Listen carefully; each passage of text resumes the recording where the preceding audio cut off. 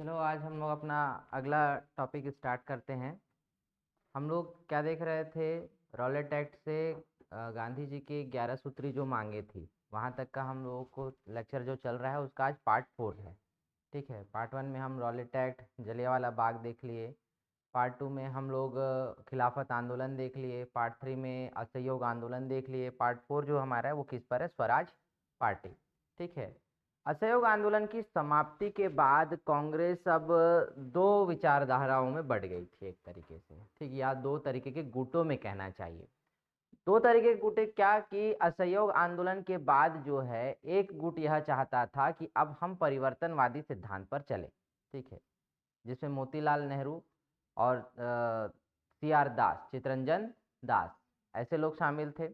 और दूसरी ओर जो है अपरिवर्तनवादी जो ये चाहते थे कि गांधी ने जो चीजें कही हैं या गांधी के फिलोसफियन के अकॉर्डिंग या जो उनका संघर्ष विराम संघर्ष की जो सिद्धांत है उसके अकॉर्डिंग जो उन्होंने रचनात्मक कार्यक्रम तय किए हैं उन रचनात्मक कार्यक्रमों को क्या करना है? हमको आगे बढ़ाना है।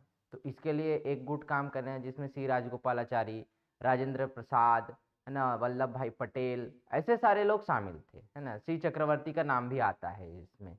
है ना, चक्रवर्ती हाँ, सी राजगोपालाचारी नहीं, गलत बोला यार, चक्रवर्ती। है ना, राजगोपालाचारी, हाँ ठीक तो बोला था यार। है ना, वही। है ना, तो इनका नाम आता है। तो ये क्या है, प्रमुख कुछ गांधीवादी जो नेता थे इन्होंने गांधी सेवा संघ के माध्यम से, किसके माध्यम से?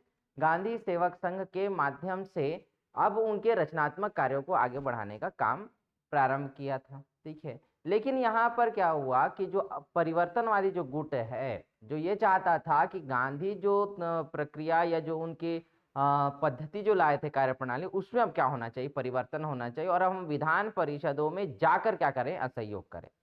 ये सी आर दास का और मोतीलाल नेहरू का कॉन्सेप्ट था। और उसी के चलते क्या हुआ था? स्वराज पार्टी का गठन हुआ था। तो कैसे हुआ, क्या है, इसको थोड़ा सा हम लोग अब डिटेल में देखेंगे।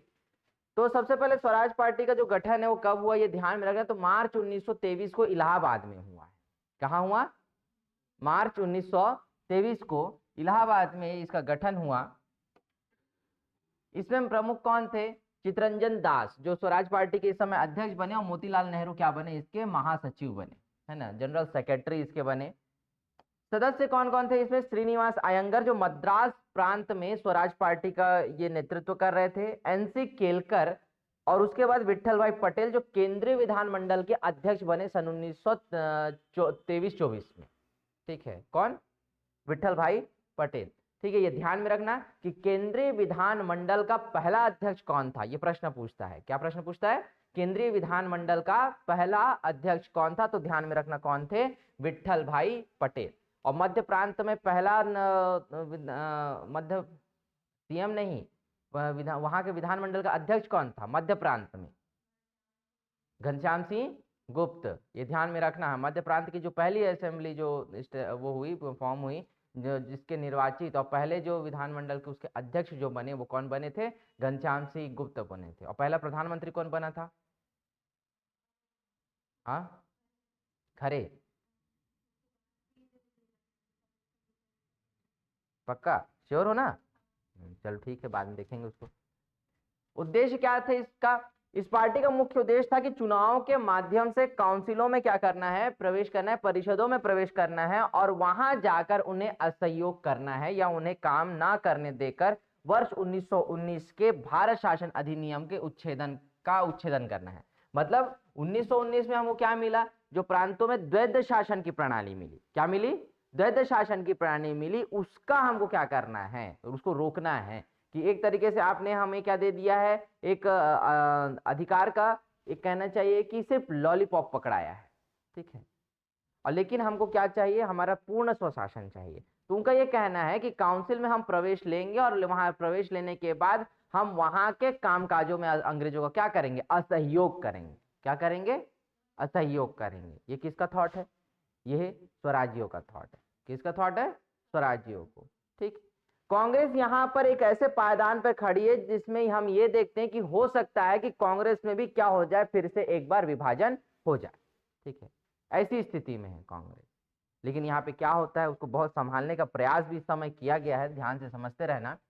इस समय इसकी पृष्ठभूमि कैसे लिखी, ध्यान में रखना कि वर्ष 1919 के भारतीय शासन अधिनियम द्वारा स्थापित केंद्रीय एवं प्रांतीय विधानमंडलों में जब भारतीयों का विस्तार किया है सदस्यों का, तो उस समय क्या हुआ कि कांग्रेस ने गांधी के निर्देशानुसार इसका पूर्ण बहिष्कार किया था।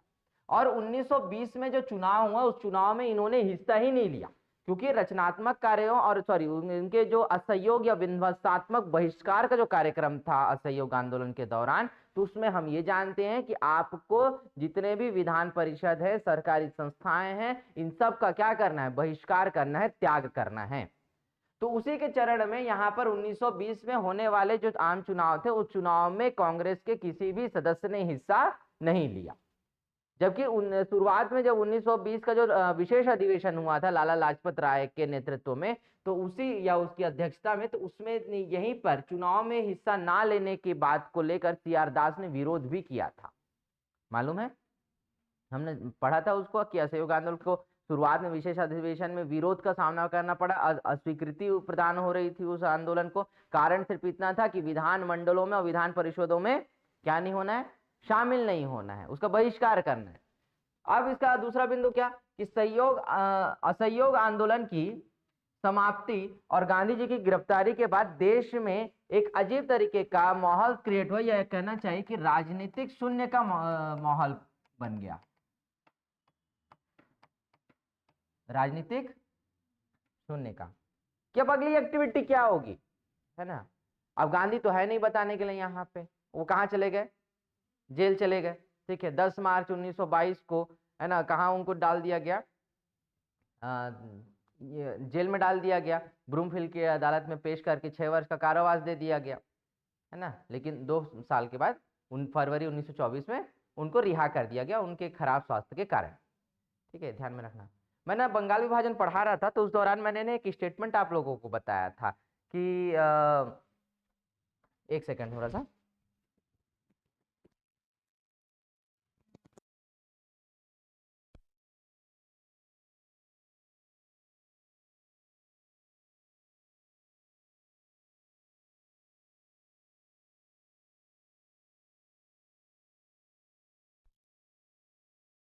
इंटरप्शन।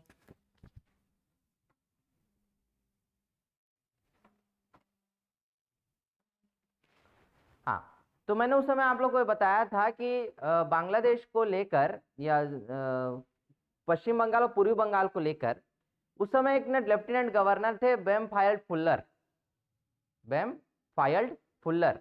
उन्होंने कहा था कि मेरी 2 पत्नी है जिसमें से मुस्लिम मेरी क्या है, चहेती है ना। उस समय मैं स्टेटमेंट बताया था लेकिन आपको लेफ्टिनेंट गवर्नर का नाम नहीं बताया था, तो कल रात को अचानक याद आया कि मैं आप लोगों को बताना भूल गया हूँ। तो फिर जब थोड़ा सा रिवाइज करता तो नाम याद आया था मुझे कि बेमफायल्ड फुल्लर, ठीक है, उसने कहा था स्टेटमेंट, है ना। तो यहाँ पे जब स्टेटमेंट आया ना तब याद आया। तो यहाँ पे क्या हुआ कि एक राजनीतिक शून्य का निर्माण हुआ।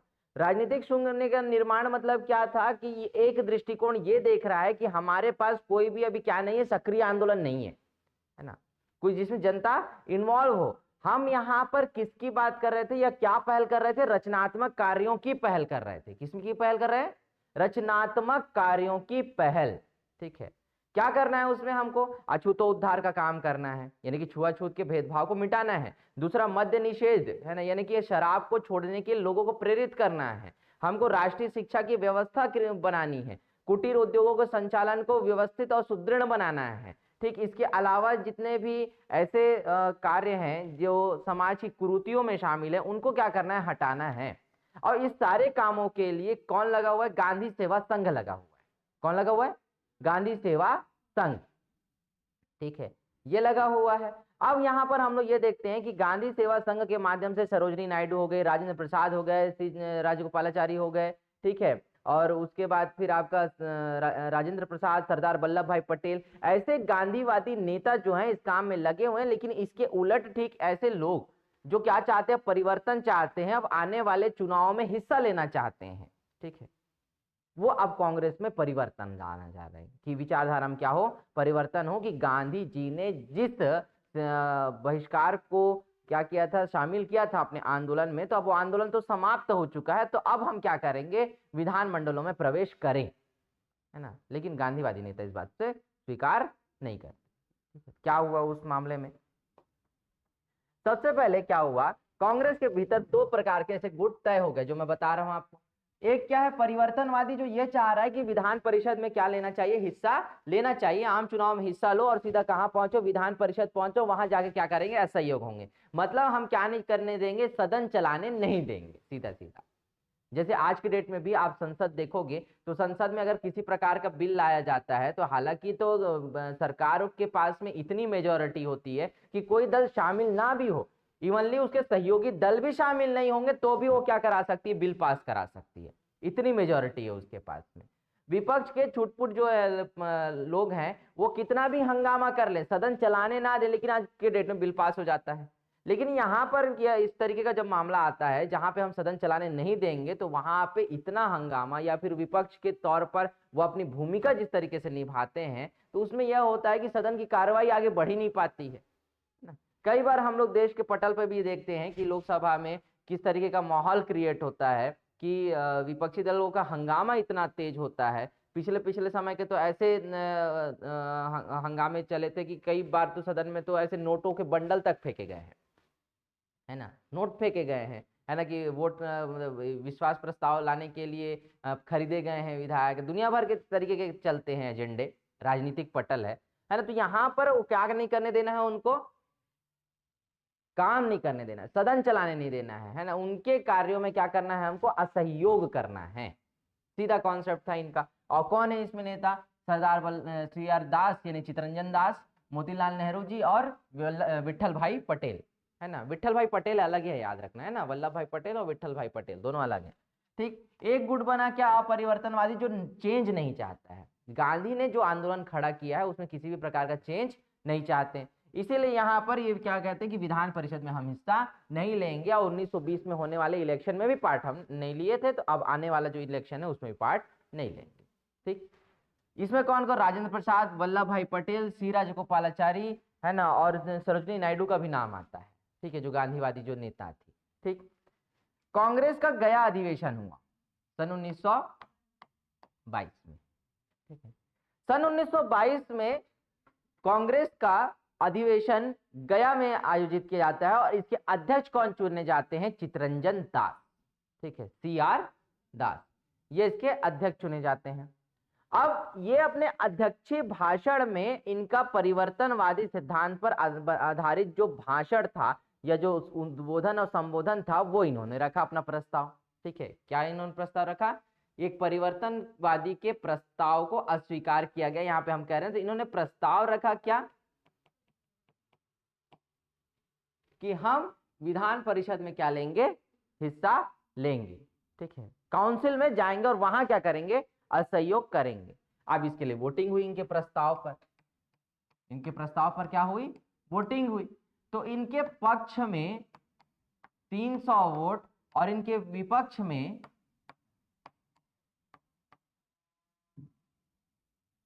1300 वोट। पक्ष में कितने वोट पड़े इस प्रस्ताव के, 300, और विपक्ष में कितना पड़ा, 1300। बहुमत के साथ में इस प्रस्ताव को पूरे सदन ने क्या कर दिया, यानी कि वो अधिवेशन में कांग्रेस के सदस्यों ने क्या कर दिया, ठुकरा दिया। इसी बात से CR दास और मोतीलाल नेहरू क्या हो गए, अलग हो गए, ठीक है। अध्यक्ष पद से उन्होंने क्या दे दिया, इस्तीफा दे दिया, किसने, CR दास ने, ठीक है, क्योंकि उसका प्रस्ताव गिर गया। अब इतनी करारी हार मिलेगी तो कोई भी छोड़ेगा, सीधी सी बात है, ठीक है। तो यहाँ पे CR दास ने क्या कर दिया, छोड़ दिया। CR दास और मोतीलाल नेहरू ने अपना क्या दे दिया, इस्तीफा दे दिया, और इसके बाद वो अलग होकर सन मार्च 1923 में इलाहाबाद में एक अखिल भारतीय स्वराज दल का गठन करते हैं।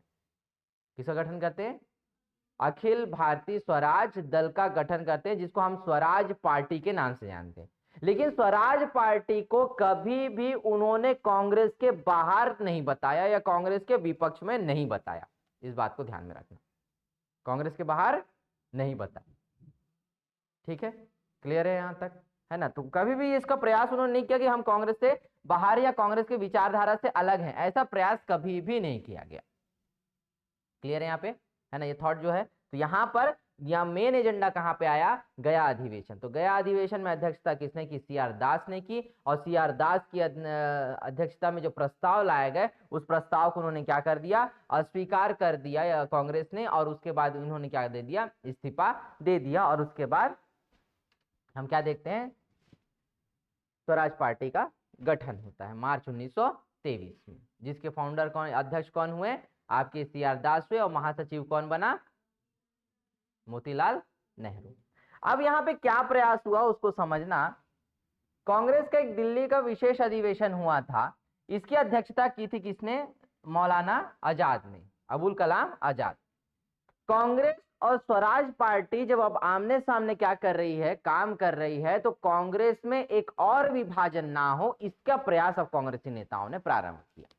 ठीक है, अब इसका प्रयास क्या किया, कांग्रेसी नेताओं ने प्रारंभ किया। इसमें एक नाम आता है मोहम्मद अली का, दूसरा नाम आता है मौलाना आजाद का। पहला जो अधिवेशन हुआ, जो विशेष अधिवेशन कांग्रेस का दिल्ली में सन 1923 में, सितंबर 1923 में, तो सितंबर 1923 की अध्यक्षता की उस अधिवेशन की मौलाना आजाद ने, मौलाना अबुल कलाम आजाद।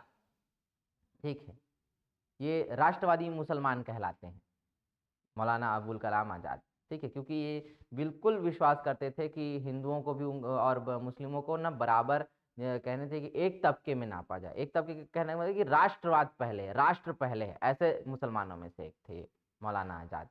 तो मौलाना आजाद ये प्रयास करते हैं और ये निर्णय लेते हैं इस समय कांग्रेस में कि कांग्रेस के सदस्यों को व्यक्तिगत स्तर पर चुनाव लड़ने की स्वतंत्रता दी जाए ताकि विभाजन ना हो। अब मान लीजिए कांग्रेस अगर एकदम कट्टरता से स्वराज पार्टी का क्या करता है कि विरोध करता है उसके कार्यों का या उसके परिवर्तनवादी सिद्धांत का, तो कांग्रेस फिर एक क्या हो जाएगा, बड़े तबके में बढ़ जाएगा, बहुत बड़ा तबके में बटेगा तय। क्यों, क्योंकि इसमें कैसे लोग हैं, सीआर दास और मोतीलाल नेहरू जैसे लोग हैं, बटेगा। तो कांग्रेस में एक बड़े विभाजन को रोकने के लिए यह तय किया जाता है कि जो व्यक्ति कांग्रेस का सदस्य है वो व्यक्तिगत तौर पर क्या कर सकता है, चुनाव लड़ सकता है, व्यक्तिगत तौर पर क्या कर सकता है, चुनाव लड़ सकता है। ठीक है, ये वो क्या करते हैं, डिक्लेयर करते हैं। क्यों है वो कारण या किस लिए वो करते हैं, उसके पीछे का रीजन आप समझना। क्यों कि डायरेक्ट कांग्रेस चुनाव में इन्वॉल्व नहीं होगी, कांग्रेस क्योंकि मना कर चुकी है ना, प्रस्ताव को अस्वीकार कर चुका है, लेकिन यहां पर उसके ऐसे सदस्य जो चुनाव लड़ना चाहते हैं उनको व्यक्तिगत रूप से क्या दी जा रही है, स्वतंत्रता दी जा रही है। और बाद में जब दिसंबर 1923 का जब अधिवेशन होता है, और मेरे ख्याल से कलकत्ता का है, कलकत्ता या कहीं का अधिवेशन है, एक बार करेक्शन देख लेंगे आप लोग, उसके अध्यक्ष बनते हैं मोहम्मद अली, है ना, उसके अध्यक्ष कौन बनते हैं, मोहम्मद अली। तो भी इस बात की क्या दे देते हैं, स्वीकृति दे देते हैं। ठीक है, चुनाव लड़ा जा सकता है ऐसा बात। इसी मैं क्यों कह रहा हूं इसको, एक तक की बात यहां पर कि स्वराज पार्टी ने कभी भी अपने आप को कांग्रेस से अलग संस्था नहीं कहा। ठीक है, कांग्रेस से अलग नहीं कहा, किसने, स्वराज पार्टी ने। और इसी के भीतर ये क्या करते रहे, अलग से प्रचार करते रहे। बहुत लंबे समय तक तो कांग्रेस का एक पार्ट का मुख्यालय जो है ना वो स्वराज पार्टी का मुख्यालय बना रहा। बाद में गांधी जी और सीआर दास के बीच जब समझौता हुआ है ना, तब स्वराज पार्टी के कामों को थोड़ा सा अलग किया गया है, नहीं तो दोनों क्या होगा, है ना, एक साथ में, है ना, अलग अलग विचारधाराओं के साथ में हम कांग्रेस के नेशनल मूवमेंट को नहीं आगे बढ़ा सकते, गांधी जी के थॉट में भी था। ठीक है, आगे बढ़ते हैं। अब स्वराज पार्टी को सफलता कहाँ कहाँ पे मिली थी। ठीक है, बहुत ज्यादा तो हम इसका प्रभाव नहीं देखते हैं, लेकिन शुरुआती जो सफलता यही लेकर आया था। अब इस समय 1923 में जब आम चुनाव हुआ तो उसकी केंद्रीय विधानमंडल के 101 निर्वाचित सीटों में से 42 सीटों पर जीत किसने दर्ज किया, स्वराजियों ने। किसने दर्ज किया, स्वराजियों ने। और इसी समय केंद्रीय मंडल के अध्यक्ष कौन बने, विट्ठल भाई पटेल। कौन बना, विट्ठल भाई पटेल। ऐसे ही कुल 9 प्रांतों में, और जब क्या हुआ, चुनाव हुआ, तो प्रांतीय चुनाव में मध्य प्रांत जिसमें सीपी एंड बरार, जिसको हम लोग बोलते हैं सेंट्रल प्रोविंसेस एंड बरार, मध्य प्रांत एवं बरार, जिसमें छत्तीसगढ़ भी शामिल होता है। ठीक है, यहाँ पर बैरिस्टर छेदीलाल है ना, और राघवेंद्र राव, है ना, इनके नेतृत्व में यहाँ पे स्वराज दल आगे बढ़ा। ठीक है, खासकर ई राघवेंद्र राव के नाम से, बैरिस्टर ई राघवेंद्र राव बिलासपुर से थे, इन्होंने स्वराज दल का काम यहाँ पर किया छत्तीसगढ़ में। ठीक, और इसी के नेतृत्व में मध्य प्रांत में स्पष्ट बहुमत के साथ में ये पार्टी आई, स्पष्ट बहुमत के साथ में ना, सबसे बड़ी पार्टी के रूप में। दूसरी, बंगाल में भी सबसे बड़ी पार्टी के रूप में ये क्या हो गई, स्वराज पार्टी उभर के आई, है ना। मेन कांग्रेस भी देखते हैं हम इसमें अब मोहम्मद अली के बाद से। तो यहाँ संयुक्त प्रांत और असम में भी दूसरी बड़ी पार्टी रही, अपेक्षाकृत सफलता यहाँ पे कम मिली, लेकिन दूसरी एक बड़ी मेजॉरिटी की पार्टी कहाँ पर थी, अपने संयुक्त प्रांत और असम में। ठीक है, इसको हम लोग देखते हैं। अब इनकी सफलताएं क्या थी, इस पार्टी ने क्या क्या ऐसा काम किया, उसको हम लोग एक बार देख लेते हैं। सबसे पहले तो एक क्या कि पब्लिक सेफ्टी बिल जो 1928 में सरकार द्वारा लाया गया था, उस पब्लिक सेफ्टी बिल को इन्होंने पास होने नहीं दिया, है ना, पब्लिक सेफ्टी बिल को पास ही होने नहीं दिया। और इस समय जो है ना, गवर्नर की जनरल की ना काउंसिल में एक मेंबर कौन भी थे, नहीं मैं गलत कह रहा हूँ, वो उसमें थे, ई राघवेंद्र राव का नाम आ रहा था, वो क्रिप्स मिशन के समय में थे, सॉरी। ठीक है, तो यहाँ पर ये सदन में ही लाया गया था पब्लिक सेफ्टी बिल, और इस पे सरकार की क्या हुई, पराजय हुई। ठीक है, किसकी पराजय हुई, सरकार की पराजय हुई यहाँ पर। एक दूसरा, विट्ठल भाई पटेल को केंद्रीय विधानमंडल का अध्यक्ष बनाने में क्या हुए, सफल हुए।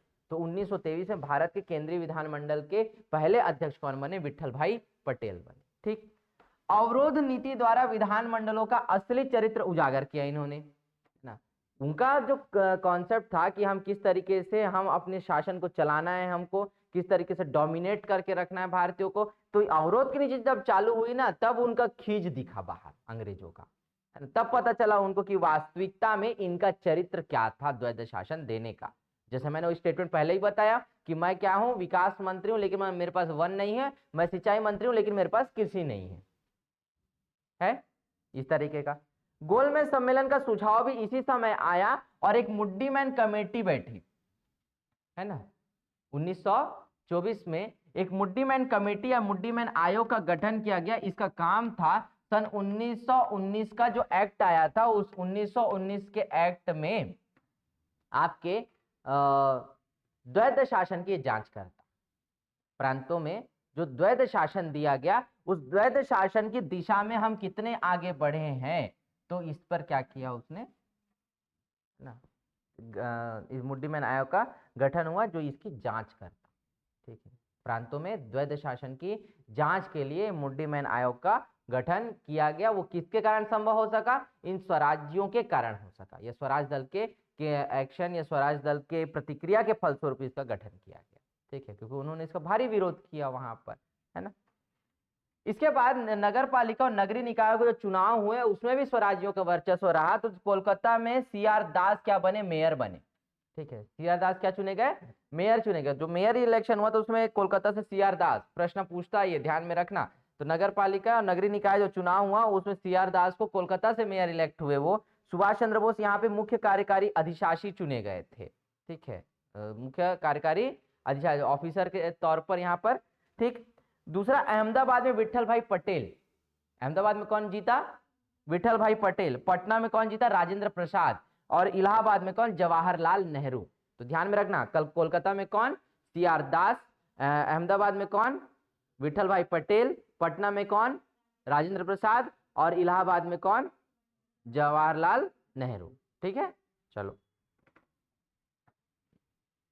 अब इस समय क्या आता है इंपॉर्टेंट, गांधीदास पैक्ट सन 1924। गांधी जी बाहर आ गए थे, है ना, फरवरी 1924 में गांधी जी क्या हो गए, जेल से बाहर आ गए, है ना। उनको समय से पहले क्या कर दिया गया, रिहा कर दिया गया। अब यहाँ पे गांधीदास पैक्ट नवंबर 1924 में हुआ। इसमें गांधी जी, जवाहरलाल नेहरू और सीआर दास शामिल थे इसमें। इसको हम लोग गांधीदास पैक्ट के नाम से जानते हैं 1924। ठीक है, किस नाम जानते हैं, गांधीदास पैक्ट 1924। क्योंकि हम ये जान रहे हैं कि दिल्ली अधिवेशन के बाद से कांग्रेस ने स्वराज्यों और कांग्रेसियों के बीच में समन्वय और एकता को बांध कर रखा हुआ है। उसके कई कार्यक्रमों को अपने आंदोलन में अपने अधिवेशनों में क्या कर दिया, स्वीकृति दे दी। जो कार्यक्रम जो चल रहे हैं स्वराज्यों के, उसको अपने भीतर ही रखा उन्होंने, कांग्रेसियों ने उसको स्वीकृति दे दी थी। सीआर दास और मोतीलाल नेहरू जो भी कार्य कर रहे होंगे उसको हम अपनी क्या देते हैं, स्वीकृति देते हैं। और बाद में जब विशेष अधिवेशन हुआ उसमें कांग्रेसियों को भी क्या दे दिया गया, अनुमति दे दी गई कि व्यक्तिगत तौर पर लड़ सकते हैं आप। और उसकी पुष्टि कब कर दी गई, मोहम्मद अली के अधिवेशन में, जब मोहम्मद अली क्या बने, अध्यक्ष बने, है ना, 1923 का। अब यहाँ पर क्या क्या हुआ, तो गांधी के सहयोगी जो थे, है ना, वो उसमें क्या होगा, एक तो खादी आंदोलन में स्वराजियों का क्या होगा, सपोर्ट मिलेगा। यहाँ पे एक मेन इंपैक्ट क्या था कि स्वराज पार्टी और कांग्रेस पृथक रूप से काम करेगी, अलग अलग, ठीक है। यहाँ पे क्या है, स्वराज पार्टी राजनीतिक अभियान की जिम्मेदारी लेगी, विधानसभाओं में कांग्रेस के अंग के रूप में कार्य करेगी। जिम्मेदारी को अलग कर रहा है क्योंकि गांधी जी अपनी विचारधाराओं में परिवर्तन नहीं चाहते, उन्होंने बहिष्कार कहा है, मतलब बहिष्कार कहा है। तो कांग्रेस डायरेक्ट कहाँ शामिल नहीं होगा, अभी इलेक्शन में शामिल नहीं होगा, लेकिन स्वराज्य जो है वो क्या करेंगे, इसकी जिम्मेदारी लेंगे। अगर वो वहां विधानसभा में या विधानमंडल में जा रहे हैं तो वहां पे कांग्रेस के अंग के रूप में आप क्या करोगे, काम करोगे, ठीक है, ये तय किया गया। यहाँ पर बेलगांव अधिवेशन में इसी समय इस गांधी जी क्या बने, अध्यक्ष बने। महात्मा गांधी को सन 1924 में कांग्रेस के बेलगांव अध्यक्ष का क्या, बेलगांव अधिवेशन का क्या बनाया गया, अध्यक्ष बनाया गया। और इस समय गांधी जी ने इसको क्या किया, अनुमोदित किया इस प्रस्ताव को। और ये भी ध्यान रखना कि स्वराज पार्टी का मुख्यालय भी क्या किया जाएगा, बदला जाएगा। वो कांग्रेस मुख्यालय में नहीं रहेगा, उसका पार्टी कार्यालय अलग रहेगा, बोला था उन्होंने, उसका कार्यालय क्या होगा, अलग होगा, ठीक है। तो इसको गांधी जी के सहयोगियों के साथ में उसको खादी आंदोलन बनाया गया, साथ स्थापित किया गया, ठीक है। समझ में आया यहाँ तक, ये गांधी और दास के बीच हुआ क्या था, पैक्ट था। स्वराज आंदोलन का पतन कैसे हुआ, तो सबसे पहले हम क्या देखते हैं कि जो बड़ा फैक्टर था, जून 1925 में चित्तरंजन दास के निधन के बाद अब स्वराज दल का क्या प्रारंभ हो गया, पतन। मतलब स्वराज दल को पूर्ण रूप से देखने और उसको संभालने वाला व्यक्ति अब कोई नहीं था, कोई उसका बड़ा अच्छा उत्तराधिकारी नहीं आया, ठीक है, सीआर दास के बाद। क्योंकि जिस इंटरेस्ट के साथ में सीआर दास ने इस पार्टी को खड़ा किया था, तो उसको संभालने वाला कोई बड़ा दूसरा नेतृत्व तो नहीं मिला अब यहाँ पर। तीसरा क्या, सत्ता में पद के प्रति लोलुपता, अवरोध की बजाय सहयोग की नीति का अनुसरण हो गया यहाँ पर।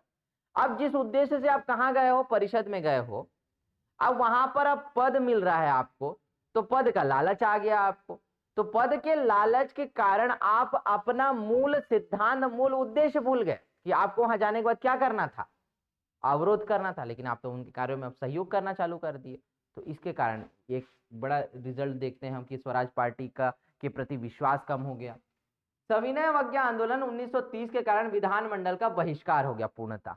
फिर बायकॉट की बात हुई, है ना। अब गांधी जी ने उधर ये कह दिया था कि आप एक राजनीतिक जिम्मेदारी लोगे और कांग्रेस के अंग के रूप में काम करोगे, लेकिन जब सविनय अवज्ञा आंदोलन सन 1930 में चालू हुआ तो कांग्रेस ने स्पष्ट रूप से तय किया कि हम विधानमंडलों का क्या करेंगे, बहिष्कार करेंगे, ठीक है। थोड़ा सा कार्यक्रमों में बस क्या होता है, चेंज आता है, बाकी असहयोग आंदोलन और सविनय अवज्ञा आंदोलन दोनों के कार्यक्रम में लगभग 19-20 का फर्क है यहाँ पे। लेकिन मांगे पूरी आर्थिक थी, 11 सूत्री मांगे उन्हें रख दी थी, जिसमें पहला मांग था नमक पर से टैक्स हटाना, है ना, कि नमक को क्या रखना है, फ्री रखना है ना, टैक्स फ्री उसको रखना है। और सीमांत जो क्षेत्र है उनको नमक बनाने का अधिकार मिलना चाहिए। जबकि इस समय जो है ना, इजारा प्रथा बोलते हैं एक हम, कि पूरी कंपनी जो है अधिकार किसके पास रखती थी, अपने पास रखती थी नमक बनाने का, वो किसको, दूसरे किसी को देती नहीं है, ठीक। तीसरा क्या, सॉरी चौथा क्या कि 1926 ईस्वी में चुनाव में अपेक्षित सफलता का ना मिलना। 1926 में जो चुनाव हुए उस चुनाव में जो शुरुआत में जो एक अप्रत्याशित सफलता हमको मिली थी, वैसी सफलता दोबारा नहीं मिली, ठीक है, क्योंकि इसके लिए काम करने वाले लोग नहीं थे। 1925 में ही चित्तरंजन दास क्या हो गए, उनकी डेथ हो गई। तो अब यहाँ पे क्या हो गया, एक तरीके से, है ना, कमजोर पड़ गया। और उसके बाद हम क्या देखते हैं, सांप्रदायिकता का जो उत्थान हुआ, जो सांप्रदायिकता बढ़ी धीरे धीरे, जिसमें अब जिन्ना, मोहम्मद शफी, ऐसा जो एक गुट तैयार हुआ, उसके कारण और क्या हो गया, यहाँ पर ये आंदोलन अपने पतन की ओर बढ़ गया, स्वराज आंदोलन, ठीक है। तो उसके बाद हम लोग ज्यादा इसके बारे में क्या नहीं करते, मतलब ये पार्टी जो है ना बहुत ज्यादा लंबे समय तक आगे नहीं बढ़ पाई, और फिर से उसका हम मर्जर किसमें देखते हैं, कांग्रेस में देखते हैं, ठीक। अगला आता है अब हमारा पार्ट 5, साइमन कमीशन और उसके साथ साथ में नेहरू रिपोर्ट। सन 1927 में साइमन कमीशन भारत आया और उसी के प्रतिक्रिया के फलस्वरूप भारत में या भारतीयों के को चैलेंज देते हुए नेहरू रिपोर्ट का प्रकाशन 1928 में किया गया। ठीक है, तो नेहरू रिपोर्ट क्या है, साइमन कमीशन क्या है, उसको थोड़ा समझते हैं।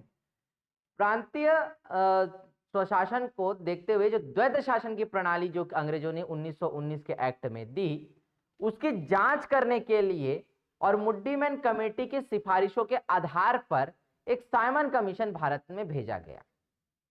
1919 के अधिनियम में यह कहा गया था कि 1919 के अधिनियम के 10 वर्ष के बाद उसकी जांच हेतु एक रॉयल कमीशन का गठन किया जाएगा। किसका गठन किया जाएगा? रॉयल कमीशन का गठन किया जाएगा। इस समय ब्रिटेन में कंजर्वेटिव पार्टी की गवर्नमेंट थी। किसकी गवर्नमेंट थी? कंजर्वेटिव पार्टी की गवर्नमेंट थी और उसके आने वाले 2 सालों में क्या होने वाला था?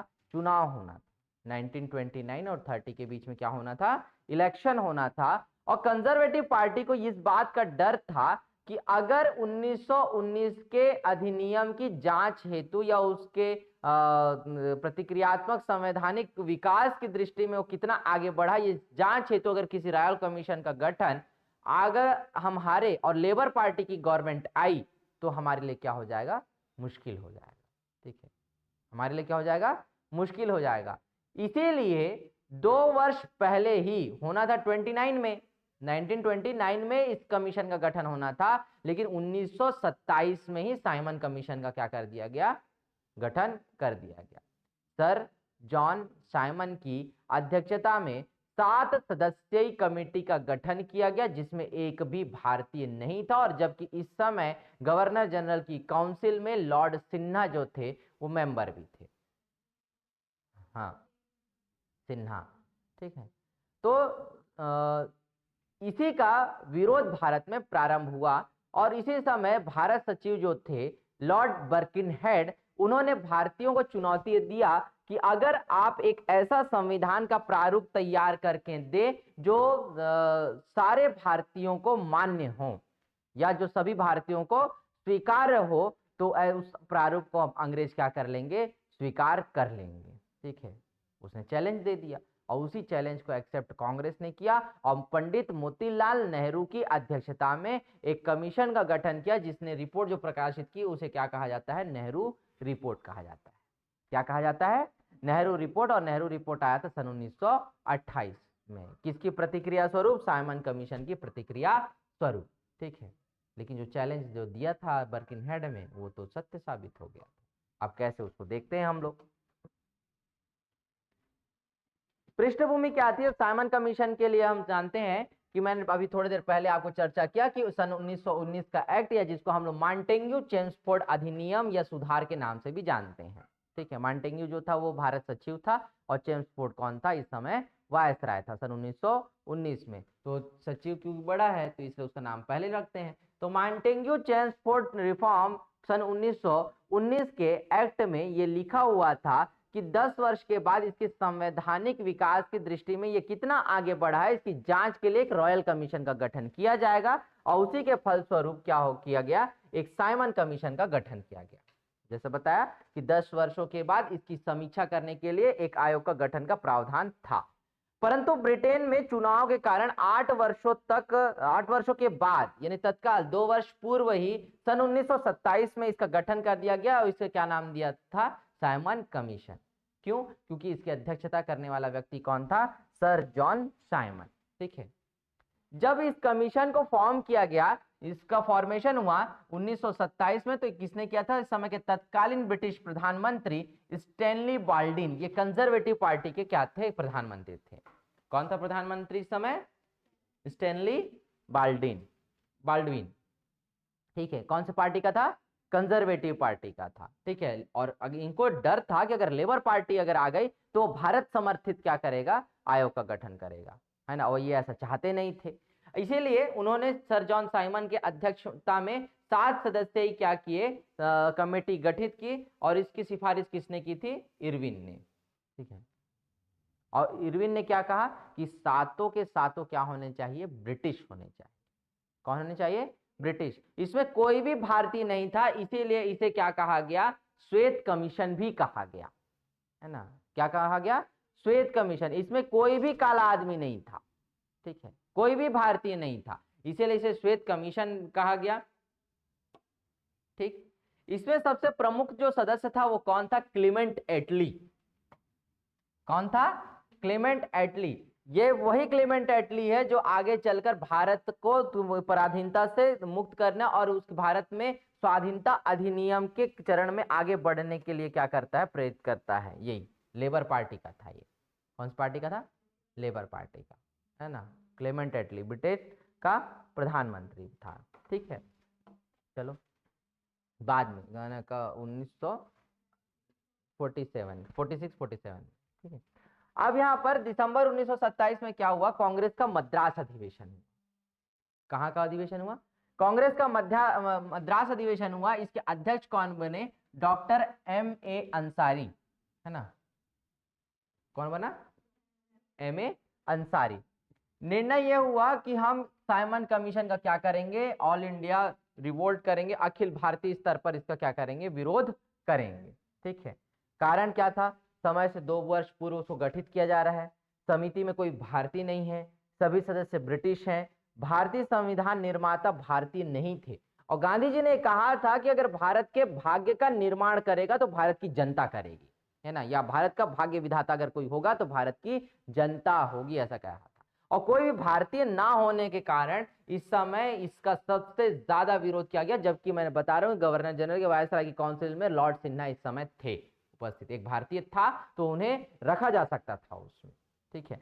अब यहाँ पर स्वराज हेतु जो है आवश्यक योग्यता क्या है? ठीक है, इसेंशियल क्वालिफिकेशन फॉर स्वराज। ठीक है, एक मुद्दा ये भी था कि हमको यहाँ पर साइमन कमीशन आ रहा है तो वो हमारे लिए स्वराज के हेतु क्या आवश्यक योग्यता रखेगा? ठीक है, क्या मापदंड उसमें तय करेगा कि हमको क्या मिलना चाहिए? स्वशासन मिलना चाहिए। ठीक है। अब ये पूरे कारण तय हो गए, और इसमें सबसे जो खास बात कि ये अध्यक्षता कौन करे? मुश्तार अहमद अंसारी। ठीक है, इसके क्या थे? अध्यक्ष थे M.A. अंसारी, है ना, सन 1927 में। और इसमें तय किया गया कि हम साइमन कमीशन का क्या करेंगे? पूर्णतः विरोध करेंगे। अब इसके लिए गुड भी बन गया। देखो अब कैसा हुआ। 3 फरवरी 1928 को, है ना, साइमन कमीशन 3 बार भारत आया, और उसके बाद जो है उसने अपनी रिपोर्ट दे दी, और उसी के सिफारिशों पर या उसी के रिपोर्ट पर के आधार पर ब्रिटेन में 3 गोलमेज सम्मेलन आयोजित हुए। ठीक है, गोलमेज सम्मेलन इसी की रिपोर्ट के आधार पर ही रखा गया। तो साइमन कमीशन भारत आया, और कहाँ आया? बंबई। कहाँ आया? बंबई। विरोध प्रारंभ हुआ तो पहला नेतृत्व लखनऊ में किसने किया? नेहरू और जीबी पंत ने। ठीक है, जब ये लखनऊ पहुंचे साइमन कमीशन तो वहां विरोध कौन कर रहा है? नेहरू और जीबी पंत। एक अलग गुट है यहीं पे, वो क्या कर रहा है? साइमन कमीशन के लिए लंच प्रोग्राम रखा है। ठीक है, बैलून्स वगैरह उड़ाए गए हैं उसके सम्मान में। ठीक है, मोहम्मद शफी जो मुस्लिम लीग वगैरह का एक गुट था वो पूरा, ठीक है, उसको सपोर्ट कर रहा है यहाँ पे। जबकि कौन प्रोटेस्ट कर रहा है? जवाहरलाल नेहरू और जीबी पंत। यहीं पे पंजाब में लाला लाजपत राय के नेतृत्व में, एक तो बुजुर्ग अलग हो चुके थे, दूसरा उस समय ज्वर से पीड़ित भी चल रहे थे, बीमार थे, फिर भी उन्होंने क्या किया? इस समय साइमन कमीशन का के विरोध के लिए, प्रोटेस्ट के लिए गो बैक साइमन के नारे लगाते हुए सड़कों पर थे, नेतृत्व कर रहे थे भीड़ का। इसी समय इन पर सैंडर्स ने लाठी से क्या कर दिया? प्रहार चालू कर दिया, लाठी चार्ज हो गई। ठीक है, कुछ दिन हॉस्पिटल में एडमिट रहे, और उसके बाद जो है 17 नवंबर 1928 को इनकी क्या हो गई? मृत्यु हो। कब? 1928 लाला लाजपत राय की क्या हो गई? मृत्यु हो गई। और उस दौरान उन्होंने कहा था कि मेरे ऊपर हुए लाठी का हर एक प्रहार ब्रिटिश ताबूत की आखिरी कील साबित होगी। ये किसका स्टेटमेंट था? लाला लाजपत राय का। ठीक है, तो सैंडर्स की लाठी का शिकार कौन हुए थे? लाला लाजपत राय का। इस समय साइमन कमीशन को काले झंडे दिखाए गए, साइमन गो बैक, है ना, साइमन गो बैक, साइमन वापस जाओ, इसके क्या लगाए गए? नारे लगाए। ठीक है, क्या नारे लगाए गए? Simon go back. ठीक, चलो अब इस समय ध्यान देना कि साइमन कमीशन का जब आगमन हुआ बंबई में 3 फरवरी सन 1928 को, तो एक तरफ विरोध में लाठीचार्ज हुआ, लाला लाजपत राय की इसमें मृत्यु हो गई। अब यहाँ पे प्रमुख विरोधी कौन कौन थे और उनके जो समर्थक हो गए साइमन कमीशन के वो कौन कौन थे? एक था सबसे पहले क्या कि हिंदू महासभा, ये हमारे साथ विरोध में शामिल हुआ कांग्रेस के साथ में। इंडियन लिबरल फेडरेशन जो किसकी थी? सुरेंद्र नाथ बनर्जी की थी। किसान मजदूर पार्टी, मुस्लिम लीग का एक गुट जो किसके साथ में था? जिन्ना के साथ में था। ठीक है, जिन्ना के नेतृत्व में यहां पर एक मुस्लिम लीग का एक गुट यहां पर शामिल हुआ। ठीक है, अभी तक जिन्ना जो है सपोर्ट में है हमारे ना, अभी ट्विस्ट आएगा इसमें।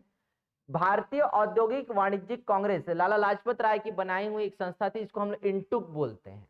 क्या बोलते हैं?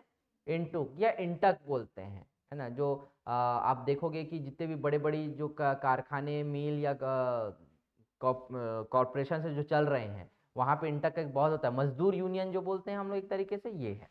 ठीक है, तो भारतीय औद्योगिक एवं वाणिज्यिक कांग्रेस जो है ना, इंटक, इसने भी क्या किया? इसमें समर्थन दिया कांग्रेस को। दूसरी ओर पंजाब का यूनियनिस्ट पार्टी, ये अपोज मतलब ये किसके समर्थन में थे? साइमन कमीशन के। जस्टिस पार्टी मद्रास की, मुस्लिम लीग जो मोहम्मद शफी के नेतृत्व वाली जो मुस्लिम लीग थी एक गुट, वो किसका समर्थन कर रही थी? साइमन कमीशन का। इसने भोज का भी आयोजन रखवाया। केंद्रीय सिख संगठन और अखिल भारतीय अछूत संगठन, ठीक है, जिसका नेतृत्व जो लगभग लगभग अंबेडकर कर रहे थे। ठीक है, ये ध्यान में। ठीक, अब यहाँ पे क्या हुआ कि साइमन आयोग ने उसने क्या क्या सिफारिशें दी। तो सबसे पहला हम देखते हैं कि 1919 ईस्वी के भारत शासन अधिनियमों के अंतर्गत प्रांतों में लागू की गई द्वैध शासन व्यवस्था समाप्त की जानी चाहिए। ठीक है, क्या कहता है वो? द्वैध शासन व्यवस्था को समाप्त किया जाए और वहां पर उत्तरदायी शासन की स्थापना की जाए। रिस्पॉन्सिबल गवर्नमेंट के एस्टेब्लिशमेंट की बात इस समय किसने की? साइमन कमीशन ने की। क्योंकि द्वैध शासन से कुछ नहीं होने वाला है, कोई विकास नहीं होगा प्रांतों में। ठीक, केंद्र में उत्तरदायी शासन की स्थापना ना की जाए। ठीक है, केंद्र में भी किसका शासन होना चाहिए? ब्रिटेन का। किसका? ब्रिटेन का। उसमें उत्तरदायी शासन की बात नहीं करता है वो। ठीक है, Indian should not be given any responsibility at the centre. ठीक है, सीधा बोलता है वो कि भारतीयों को इसमें किसी भी प्रकार की सहभागिता नहीं मिलनी चाहिए। ठीक है, उड़ीसा और सिंध को उड़ीसा एवं सिंध को अलग कर देना चाहिए इस समय। तो इसने सिफारिश रखी थी कि बंबई से सिंध को क्या कर देना चाहिए? अलग कर देना चाहिए। और उड़ीसा किसका पार्ट है? बंगाल का पार्ट है। तो बंगाल से उड़ीसा को और बंबई से सिंध को क्या कर देना चाहिए? अलग कर दिया जाना चाहिए, तथा बर्मा को भारत से अलग किए जाने की अनुशंसा की उसने। उड़ीसा, सिंध और बर्मा, बर्मा को भी अलग किए। ठीक है, सिंध को अलग प्रांत बनाए और उड़ीसा को अलग अलग प्रांतों का गठन इसी के सिफारिशों पर हुआ। ठीक, मताधिकार का विस्तार कर इसकी वर्तमान सीमा 2.8% से बढ़ाकर 10 से 15% तक करने की बात कही गई। मतलब इसमें एज को डाला गया। ठीक है, कि एज को हम और क्या करेंगे? मताधिकार का कम करेंगे। ठीक है, इसकी बात हुई यहाँ पर, इसने सिफारिश दी। अब क्या हुआ? प्रत्येक 10 वर्ष के पश्चात पुनरीक्षण हेतु एक संवैधानिक आयोग की नियुक्ति की व्यवस्था को समाप्त करने की सिफारिश की कि आप क्या मत करना अब दोबारा, कि एक बार जब आप व्यवस्था बना दोगे तो प्रत्येक 10 वर्ष में उसकी समीक्षा ना कीजिए। ठीक है, उसे समाप्त करने की इसने बात की। अल्पसंख्यक जातियों के हितों के प्रति गवर्नर जनरल से विशेष ध्यान देने को कहा। ठीक है, अब अल्पसंख्यक कौन? सीधी सी बात है ना, मुस्लिम्स हो गए, क्रिश्चियंस हो गए, बाद में इसमें दलितों तक को शामिल किया जाने लगा। ठीक है, और उसी का विरोध किसने किया? फिर गांधी ने किया। ठीक, अब क्या हुआ कि इसी के आधार पर हम क्या देखते हैं कि भारत में सन 1935 का जो अधिनियम आया वो इसी के साइमन कमीशन के सिफारिशों के आधार पर भारत में आया।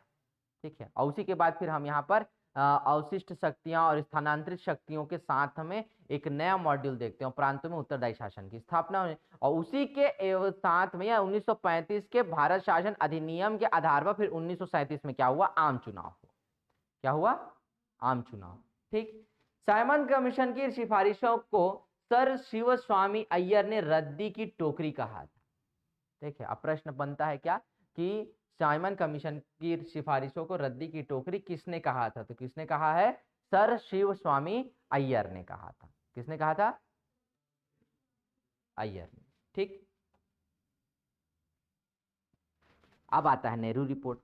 जब साइमन कमीशन का व्यापक विरोध प्रारंभ हुआ तो साइमन कमीशन के विरोध के बाद तत्कालीन समय के भारत सचिव लॉर्ड बर्किनहेड ने भारतीयों को यह चुनौती दी कि अगर आप सक्षम हैं तो एक संविधान का, या कहते हैं आप कि भारतीय ही क्या करेंगे, भारत के भाग्य का निर्माण करेंगे, तो आप अपना एक संविधान का ऐसा प्रारूप बनाकर दीजिए जो सभी भारतीयों को मान्य हो।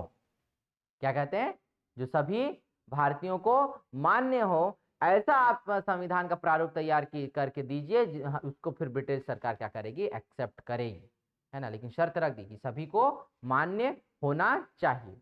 ये कांग्रेस ने एक्सेप्ट किया, और वो एक्सेप्ट करने के बाद सबसे पहले, है ना, नेहरू समिति का गठन हुआ। सन 1928 में सबसे पहले डॉक्टर अंसारी की अध्यक्षता में एक सर्वदलीय बैठक बुलाई गई दिल्ली में, है ना। कहाँ बुलाई गई? दिल्ली में एक सर्वदलीय बैठक बुलाई गई और उसमें एक समिति बनाने का निर्णय लिया गया, जिसके अध्यक्ष किसको बनाया गया? मोतीलाल नेहरू को। ठीक है, मैंने पहले ही बता चुका हूँ, इस समय का सबसे बेस्ट क्रिमिनल लॉयर कौन था?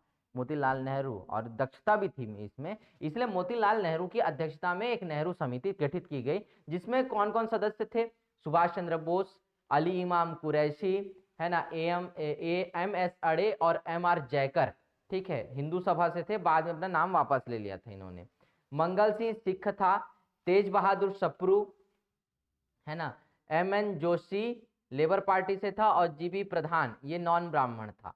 ठीक है, जीपी प्रधान, ठीक है, ये नॉन ब्राह्मण गुट से आता था। ठीक है, तो ये फॉर्म कर दी गई एक कमेटी। अब इस कमेटी ने कुछ प्रमुख सिफारिशें दी, है ना। अगस्त 1928 तक अपनी रिपोर्ट बनाकर इन्होंने क्या कर दी? तय कर दी।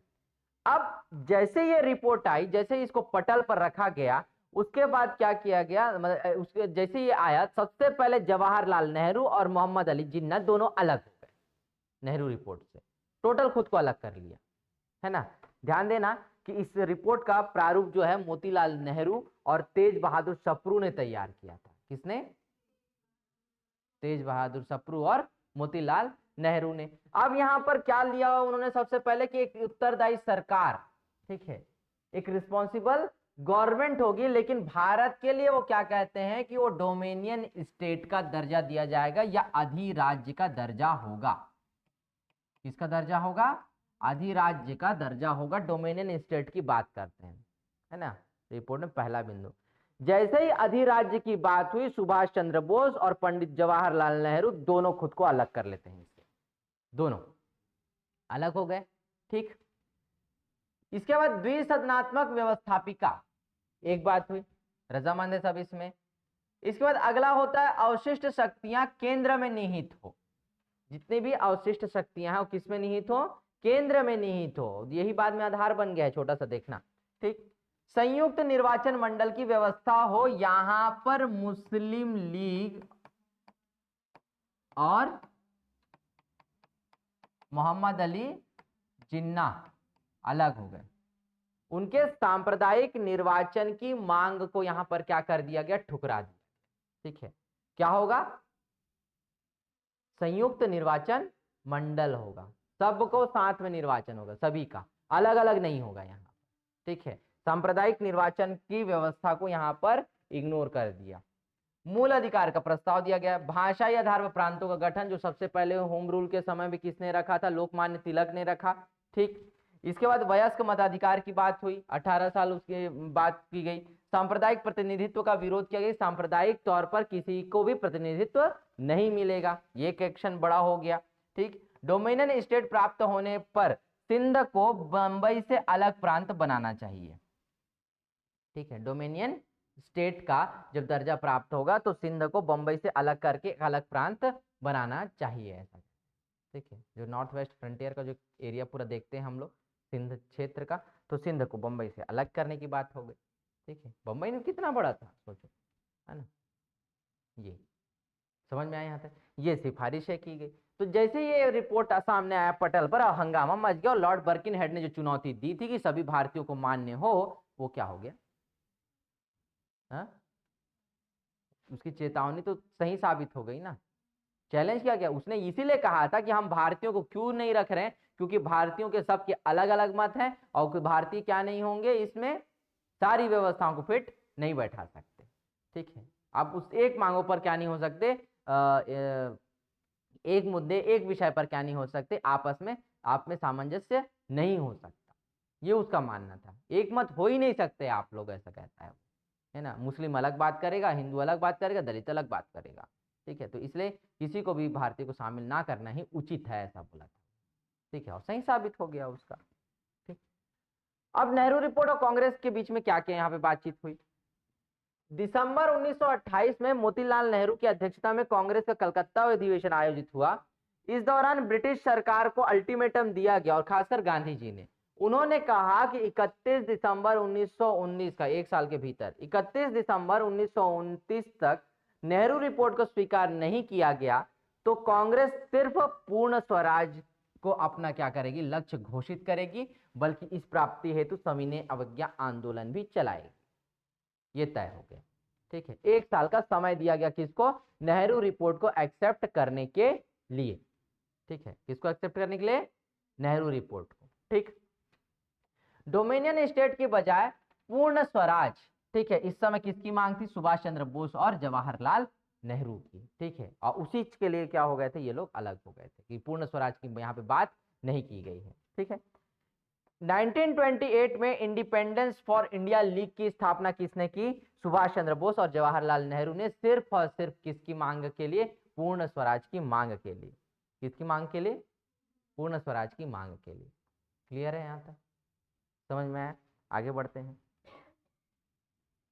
ठीक, अब यहां पर क्या हुआ, जिन्ना नेहरू रिपोर्ट से खुद को अलग कर लिए और दोबारा उसमें संशोधन करने के लिए अपनी 14 सूत्रीय मांग रख ली है ना।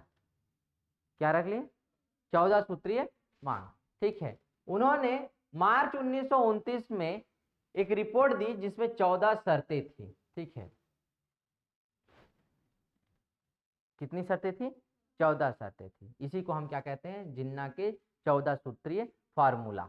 ठीक है, उसका कुछ प्रमुख प्रमुख मांग क्या था उसको हम लोग देखते हैं। इसमें सबसे पहले ये कहता है कि मुसलमानों के लिए पृथक निर्वाचन का मंडल होना चाहिए, बोलता है। यहाँ पे सांप्रदायिक निर्वाचन की बात कर दी उन्होंने। ठीक है, पहला, केंद्रीय और प्रांतीय विधान मंडलों में मुसलमानों के लिए 1/3 प्रतिनिधित्व। ठीक है, 1/3 रिप्रेजेंटेटर कहाँ होने चाहिए? सेंट्रल और स्टेट के विधान मंडलों में। मुस्लिम बहुल प्रांतों का गठन हो। ठीक है, क्या बोलता है?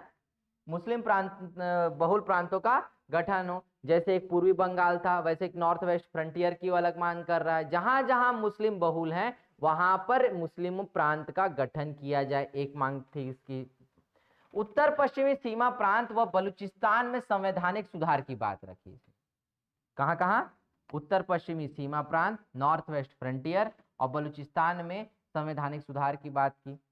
बंबई से सिंध को अलग किया जाए, कहता है ये। बंबई से सिंध को अलग किया जाए। तो इसी तरीके से कुछ और बातें उसने रखी थी, है ना। कुछ मेन इंपॉर्टेंट्स में बता दिए हूँ, और पूरे 14 के 14 चाहिए तो मैं आप लोग को ग्रुप पे भेज दूंगा। ठीक, अब क्या हुआ? कांग्रेस का लाहौर अधिवेशन आया 1929। ठीक है, अब 1929 में दिसंबर 1929 में जवाहरलाल नेहरू की अध्यक्षता में इस समय क्या किया गया? यह अधिवेशन हुआ। ठीक है, इसी समय अपना भारत का ध्वज भी फहराया गया। ठीक है, और पूर्ण स्वराज के इस समय लक्ष्य रखा गया। नेहरू रिपोर्ट को पूर्णतः सबसे पहले क्या कर दिया गया? स्वीकार कर दिया गया, इस समय निरस्त कर दिया गया। एक साल का समय भी खत्म हो गया था हमारे पास में। पूर्ण स्वराज के प्रस्ताव को क्या दी गई? स्वीकृति दी गई, और इस समय कहा गया कि अब पूर्ण स्वराज के अलावा हमारा कोई भी लक्ष्य नहीं होगा।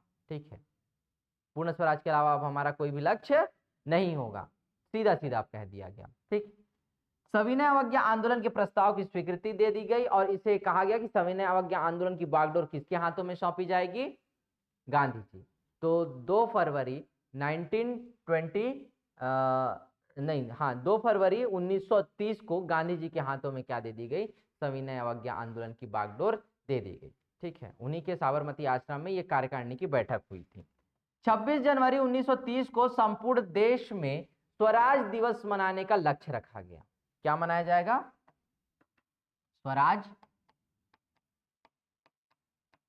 दिवस मनाने का निर्णय लिया जाएगा, है ना। देश का पहला स्वतंत्रता दिवस इसी को कहते हैं, 26 जनवरी सन 1930 को। और इसीलिए इसी दिन को ऐतिहासिक बनाने के लिए बाद में जब संविधान बनकर तैयार हुआ 26 नवंबर सन 1949 को, तो उसे पूर्णतः सर्व रूप से जनता को समर्पित करने और उसे लागू करने का कार्य 26 जनवरी 1950 को किया गया था। उस दिन को ऐतिहासिक करते हुए उस दिन को फिर गणतंत्र दिवस बोला गया। ठीक है, केंद्रीय प्रांतीय विधानमंडल तथा सरकारी समितियों का इस समय क्या किया जाएगा? पूर्णतः बहिष्कार, टोटल अब बहिष्कार के पूरे बायकॉट के फॉर्मूले पे। 31 दिसंबर 1929 को रावी के तट पर तिरंगा झंडा फहराया गया और वंदे मातरम का नारा लगाया गया। ठीक है, रावी के तट पर तिरंगा झंडा फहराया गया और वंदे मातरम का ऐसा उद्घोष भी लगाया गया। ठीक है, ध्यान में देना। ठीक है, क्लियर हो। इसी समय कहा था कि मैं अब किसी भी प्रकार से साम्राज्यवाद, है ना, और राजनीति की किसी भी या राजतंत्र की किसी भी व्यवस्था को स्वीकार नहीं करूंगा। अब मेरा नारा सिर्फ किसके लिए है? लोकतंत्र के लिए है। किसका स्टेटमेंट था? पंडित जवाहरलाल नेहरू का। ठीक है, अब उसे क्या समाजवाद और लोकतंत्र की बात उन्होंने की थी इस समय, और उनका कहा था कि अब भारत का केवल एकमात्र लक्ष्य होगा पूर्ण स्वराज। ठीक है, क्या लक्ष्य होगा? पूर्ण स्वराज। ठीक, इसके बाद गांधी जी ने अपने 11 सूत्री मांगे पेश की। किसके लिए? सविनय अवज्ञा आंदोलन के लिए, जिसके एवज में हम क्या देखते हैं? नमक सत्याग्रह देखते हैं। ठीक है, दांडी मार्च। तो 31 जनवरी सन 1930 को 31 जनवरी सन 1930 को गांधी जी ने अपने पत्र यंग इंडिया के माध्यम से तत्कालीन वायसराय लॉर्ड इरविन को अपनी 11 सूत्री मांगे क्या की? पेश की। और साथ में साथ किसको? रैमजे मैकडॉनल्ड को। इस समय का क्या थे? ब्रिटिश प्रधानमंत्री थे रैमजे मैकडॉनल्ड। पहला, सेना के व्यय में 50% की कटौती। अब जबरदस्ती का यहाँ पे कोई युद्ध नहीं है, ना कोई जबरदस्ती का कोई बखेड़ा खड़ा नहीं हुआ है, और आप सेना में क्या कर रहे हो, है ना, 50% का खर्च कर रहे हो, लंबा चौड़ा खर्च कर रहे हो, उसमें सीधा सीधा क्या किया जाए? 50% की कटौती की जाए। एक चीज बोलता है। सिविल सेवा के वेतन में 50% की कटौती। आप पूरा वेतन यहीं से ले रहे हो। ठीक, पूर्ण शराबबंदी हो। ठीक है, गंगा जल की कसम खाएंगे हम लोग यहाँ पे भी। राजनीतिक बंदियों की क्या हो? रिहाई हो। किनकी? राजनीतिक बंदियों की। आपराधिक गुप्तचर विभाग में क्या हो? सुधार हो, क्योंकि यही पब्लिक को क्या करता था? इन्फ्लुएंस करता था, है ना। आधिकारिक गुप्तचर के विभाग में क्या हो? सुधार। हथियार कानून में सुधार करके बंदूकों इत्यादि के लाइसेंस की स्वीकृति जन नियंत्रण के अंतर्गत लाना चाहिए। मतलब भारतीयों को भी अब क्या मिलना चाहिए? लाइसेंस मिलना चाहिए और उसको जन नियंत्रण के अंतर्गत में लाया जाए। ये गांधी जी की एक मांग थी। ठीक, अगला क्या था?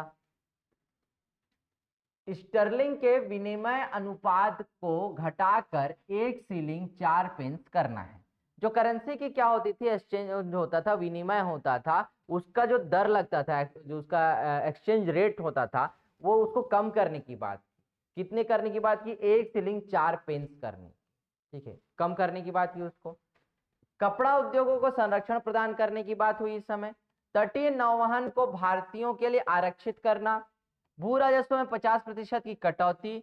नमक कर की दर और नमक पर से सरकारी एकाधिकार, जिसको हम लोग मोनोपोली बोलते हैं या जिसको हम लोग इजारेदारी सिस्टम बोलते थे, इजारा व्यवस्था, उसको घटाने की यहाँ पे क्या की गई? मांग की गई, क्योंकि नमक पर एकाधिकार कौन रखा था? सरकार रखा था। तो ऐसे 11 सूत्रों के साथ में 11 मांगों के साथ में गांधी जी ने यंग इंडिया में इरविन और रैमजे मैकडॉनल्ड के नाम से इसे क्या किया था?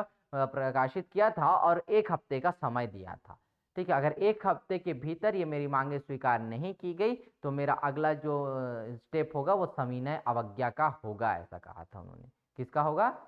सविनय अवज्ञा का होगा। इन मांगों पर अंग्रेजों ने कोई सकारात्मक रुख नहीं अपनाया। फलतः 14 फरवरी सन 1930 को साबरमती में कांग्रेस की एक बैठक में गांधी जी ने सविनय अवज्ञा आंदोलन चलाने का निश्चय ले लिया और इसके बाद फिर गांधी जी ने दांडी मार्च प्रारंभ किया। क्या प्रारंभ किया? दांडी मार्च। ठीक है, तो उसके बाद नमक कानून तोड़ने के लिए निकले और इसीलिए गांधी जी को इस समय सरोजनी नायडू ने जब दांडी में भेंट करती हैं वो, तो उसको कानून का विध्वंसक कहा है। क्या कहा है? कानून का विध्वंसक, हे कानून के विध्वंसक तेरा स्वागत है, ऐसा बोल के उनको जनेऊ दे के ऐसा वो की थी, स्वागत की थी उनका, है ना, सरोजनी नायडू। तो यहाँ से अब डांडी मार्च है तो वो यहाँ से अब इंटरेस्टिंग है कल से, ठीक है, समझ में आया। तो यहाँ तक आज हम लोग की क्लास क्या होती है, खत्म होती है। तो हमारा एक पोर्शन पूरा क्या हुआ, खत्म हुआ 1930 का। कल हम क्या देखेंगे, दांडी मार्च, सविनय अवज्ञा आंदोलन, ठीक है, उसको हम लोग को देखना है, ठीक है, क्लियर छे, हाँ, आ गया ना समझ में। हाँ तो क्या करना है तुम लोग को, जाके रिवाइज करना है। रिवाइज करने से किसका फायदा है, मेरा, किसका फायदा है, मेरा फायदा है ना। तो जाके क्या करोगे, रिवाइज कर लो, और रिवाइज करते हो कहीं कुछ कुछ प्रश्न आता है तो आके कल पूछ लेना, ठीक है। बाकी सारे जो ऐप में और नोट्स को सारे ऐप में मैं डाल रहा हूँ, ठीक है। चलो आज क्लास यहाँ पे हम लोग क्या करते हैं, समाप्त।